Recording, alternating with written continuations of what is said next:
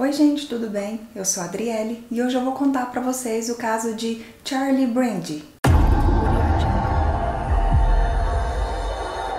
Carl Eric Brandy, mais conhecido como Charlie Brandy, nasceu no dia 23 de fevereiro de 1957 em Fort Wayne, Indiana, Estados Unidos. Filho de Herbert e Ilsa Brandy, que eram dois imigrantes alemães. O Herbert trabalhava como engenheiro de projetos e por isso a família se mudava bastante. Isso fez com que o Charlie não criasse conexões verdadeiras com outras crianças da sua idade. Mesmo assim, o jovem foi considerado um bom aluno em todas as escolas que estudava. O Charlie parecia ser uma criança normal até que na noite do dia 3 de janeiro de 1971, na época ele estava com apenas 13 anos de idade, ele cometeu um ato que chocou todos ao seu redor. Ele pegou o revólver do seu pai e atirou na cabeça da sua mãe, que no momento estava tomando banho. Ela estava grávida de 8 meses. Infelizmente, ela não resistiu ao ferimento e perdeu a vida naquele mesmo momento. Depois, o jovem se virou para o seu pai, que também estava no banheiro se barbeando, e disparou a arma. No momento,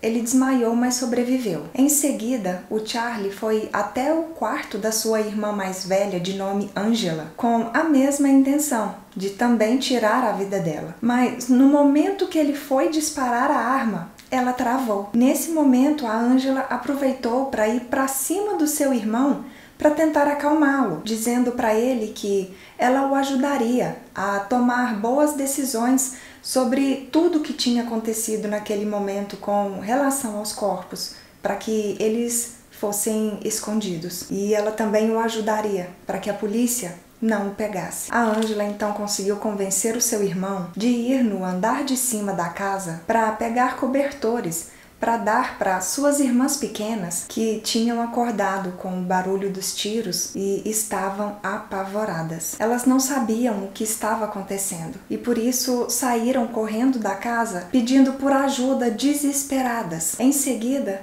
o próprio Charlie foi até a casa de um dos seus vizinhos e disse: "Acabei de tirar a vida da minha mãe." A polícia então foi chamada e o Herbert, que estava bem ferido, disse a eles tudo o que tinha acabado de acontecer ali. Após cometer esse crime, o Charlie disse para sua irmã, para Angela, que não se lembrava de nada que tinha feito. A Angela então disse para a polícia que realmente, no momento do ataque, parecia que o seu irmão estava em um estado de transe e ele teria saído desse transe somente no momento que ela foi para cima dele para tentar acalmá-lo. O Charlie também chegou a dizer para a polícia que esse tiroteio, na verdade, tinha acontecido devido a uma combinação de coisas relacionadas à escola, afirmando que, de repente, tudo meio que tinha dado um estalo em sua cabeça, o deixando sem controle das suas ações. Ele também fez alusão a um acontecimento que tinha acontecido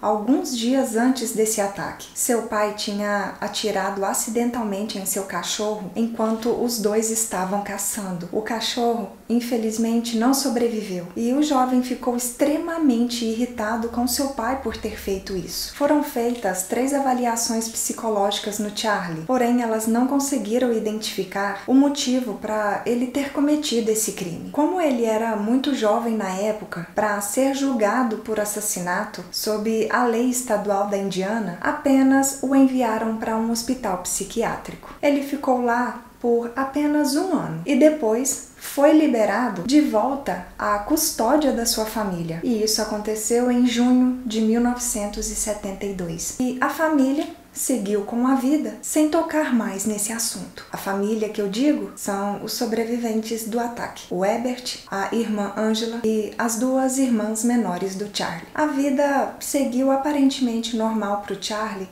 após esse ataque. Ele cresceu, estudou engenharia e se casou com uma jovem de nome Teresa Helfrich. Aliás, a Teresa se casou com Charlie sem nunca saber da tragédia que aconteceu na sua infância. O casal era visto como feliz e amoroso. Eles moravam em uma casa de praia na Flórida e parecia que tudo ia muito bem para eles. No entanto, Dentro do Charlie existia um monstro que no momento estava apenas adormecido. No dia 2 de setembro de 2004, os Brandy foram forçados a evacuar a sua casa devido ao furacão Ivan. Eles então foram para Orlando para ficarem na casa da sobrinha da Teresa, de nome Michelle Lynn Jones, uma mulher independente e bem-sucedida, que estava recebendo os tios em casa com muito carinho. No dia 13 de setembro, a Michelle ia receber uma amiga em sua casa, mas quase em cima da hora dessa amiga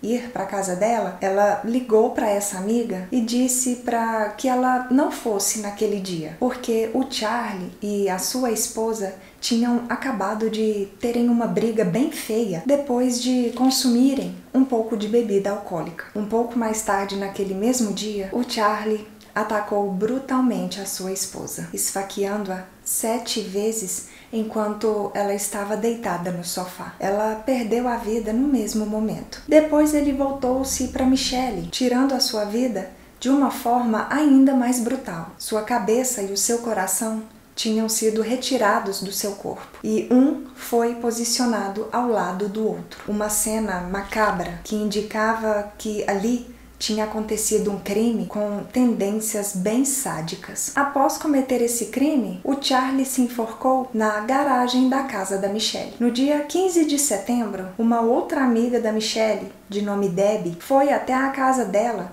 para ver como todos estavam por lá, porque ninguém na casa atendia ao telefone. Ela então bateu na porta principal da casa, mas ninguém atendeu. Por isso, a Debbie decidiu tentar entrar na casa pela garagem e foi nesse momento que ela encontrou o corpo do Charlie. Imediatamente ela ligou para a polícia, que entrou na casa e também encontraram os corpos da Michelle e da Teresa. Por causa de como os corpos foram encontrados, ficou claro para a polícia que o Charlie tinha tirado a vida das duas mulheres e depois a sua própria vida. Os policiais então decidiram investigar a vida do Charlie e descobriram que ele tinha uma extensa coleção de livros, pôsteres e recortes com temas de cirurgia e que ele também regularmente pesquisava online por fotos de autópsia. Da forma que os crimes foram cometidos, sugeriam que o criminoso tinha experiência, principalmente na extração de órgãos. Por isso, a polícia checou alguns casos na Flórida que não tinham sido resolvidos, onde envolviam mutilação e remoção de órgãos. Essa investigação chegou a algumas evidências que ligavam o Charlie ao assassinato de uma mulher que aconteceu em 1989, perto da casa onde ele morava na época. No dia 16 de junho de 1989, o corpo parcialmente vestido de uma jovem de nome Sherry Parrish, de 38 anos de idade, foi encontrado flutuando na água perto da ponte North Pine Channel, onde ela vivia em um pequeno barco. Sua garganta tinha sido cortada, sua cabeça tinha sido quase decepada, seu corpo foi amplamente mutilado e o seu coração foi removido. Na época em que esse crime aconteceu, o Charlie morava na região e o seu rosto correspondia com um esboço feito na época do suspeito. Com base nessas evidências, os investigadores determinaram que o Charlie tirou a vida da Sherry e, enfim, no dia 6 de maio de 2006, encerraram oficialmente esse caso. A análise de casos não resolvidos revelou semelhanças entre os métodos do Charlie e outros crimes ao longo da Flórida e de estados vizinhos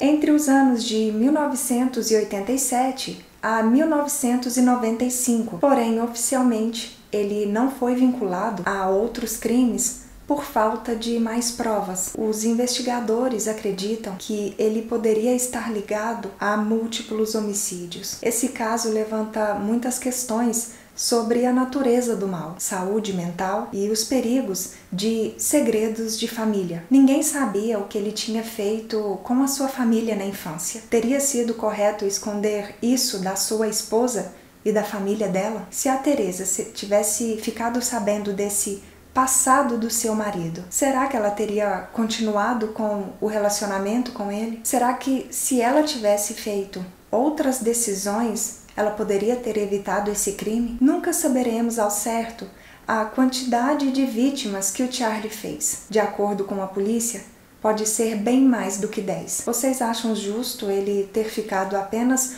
1 ano em um hospital psiquiátrico após o ataque à sua própria família, que gerou a morte da sua mãe? Comentem aqui embaixo o que vocês acharam desse caso.